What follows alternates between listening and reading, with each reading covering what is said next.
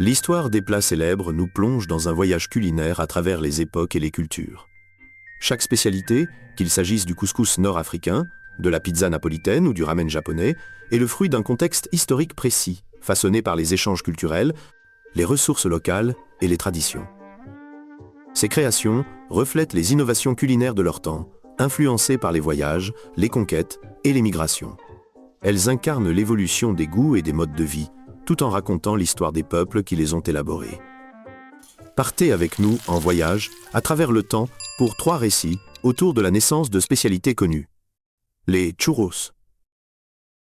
Imaginez, un soir d'été, les ruelles espagnoles baignées par une douce lumière dorée, et l'arôme envoûtant des churros flottant dans l'air. Mais d'où viennent ces délicieuses torsades croustillantes? Leur origine, encore voilée de mystère, nourrit les légendes et suscite les débats depuis des siècles. Une première piste nous emmène en Chine, où les explorateurs portugais auraient découvert des beignets frits appelés yutiao. Lors de leur voyage vers l'ouest, ils auraient adapté la recette, donnant naissance à ce que nous connaissons aujourd'hui sous le nom de churros. Simple coïncidence ou inspiration manifeste? Les historiens hésitent encore à trancher.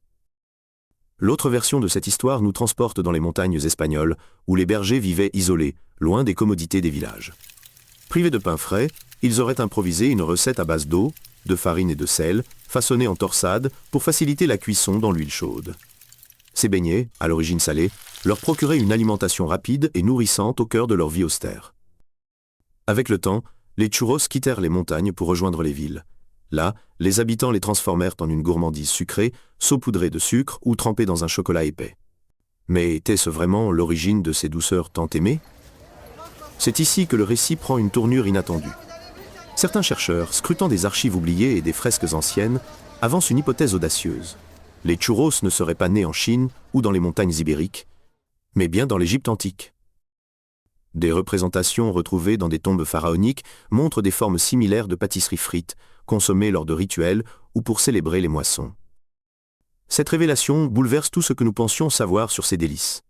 S'il est vrai que leur histoire s'étend sur plusieurs millénaires et traverse les continents, alors chaque bouchée de churros est bien plus qu'un plaisir sucré. Elle est une plongée dans une tradition universelle. Et vous, quelle version de l'histoire des churros préférez-vous? La légende des bergers, l'influence chinoise ou le secret antique d'Égypte? Dites-le nous en commentaire.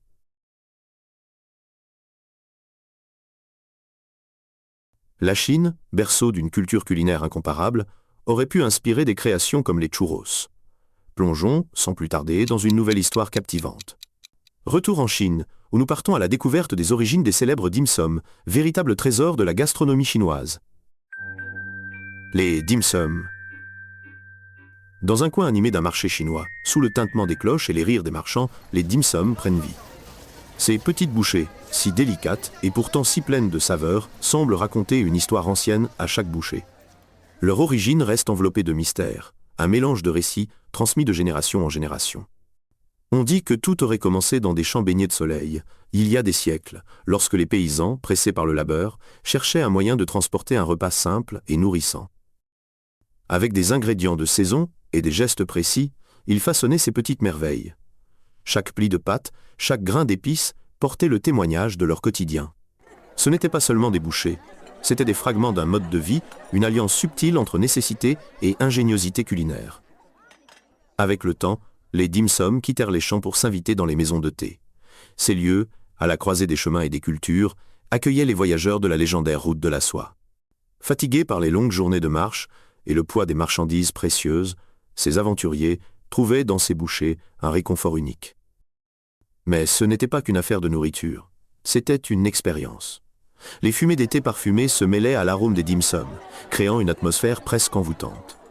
Chaque maison de thé ajoutait sa touche, perfectionnant ses recettes à mesure que les ingrédients exotiques des contrées lointaines enrichissaient les cuisines. On dit que c'est à cette époque que les dim sum commencèrent à incarner un art culinaire, une démonstration de finesse et de créativité. Sous la dynastie Qing, les dim sum franchirent les portes dorées des palais impériaux. Les chefs, animés par le désir de plaire aux palais les plus exigeants, rivalisaient d'inventivité. Des bouchées aux formes audacieuses, des couleurs chatoyantes, des saveurs impossibles à deviner. Le dim sum devenait un chef-d'œuvre. Mais une légende persiste, murmurée dans les cuisines les plus anciennes. On raconte qu'un chef, cherchant à impressionner l'empereur, aurait inclus un ingrédient secret dans ses créations. Cet ingrédient, dont l'origine reste inconnue, aurait transformé un dim sum ordinaire en une expérience quasi mystique. Certains disent qu'il provenait d'un marché caché, d'autres qu'il était issu d'une épice rapportée des confins du désert. Mais ce qui est certain, c'est que, après cette découverte, le dim sum quitta les palais et se répandit dans le monde entier, portant avec lui un soupçon de mystère. Les dim sum ne sont pas qu'un mets, mais un voyage dans le temps, un lien entre culture et saveur.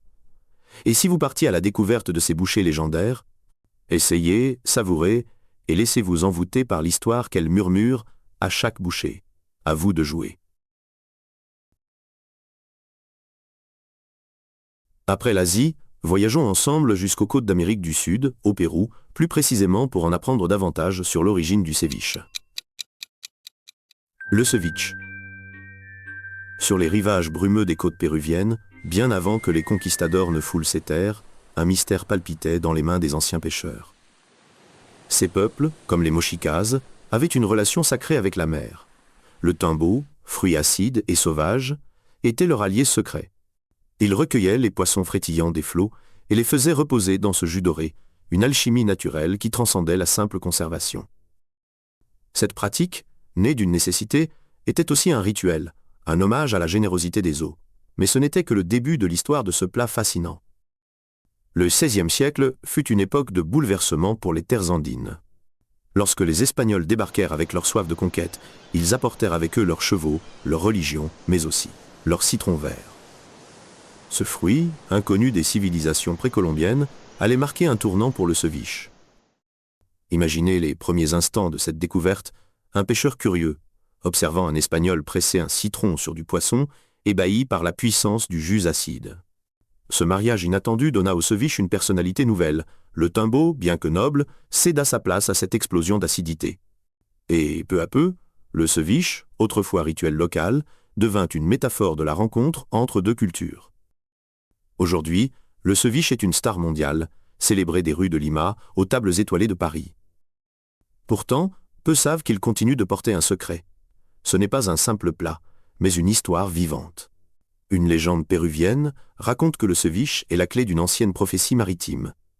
Celui qui comprend le ceviche, disait-on, entend la voix des vagues. Vérité ou légende?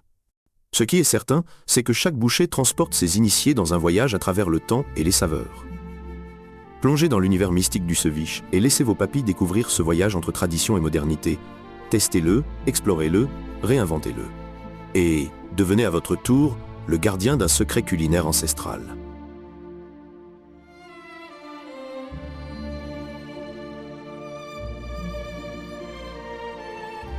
Merci d'avoir voyagé avec nous à travers l'histoire à table.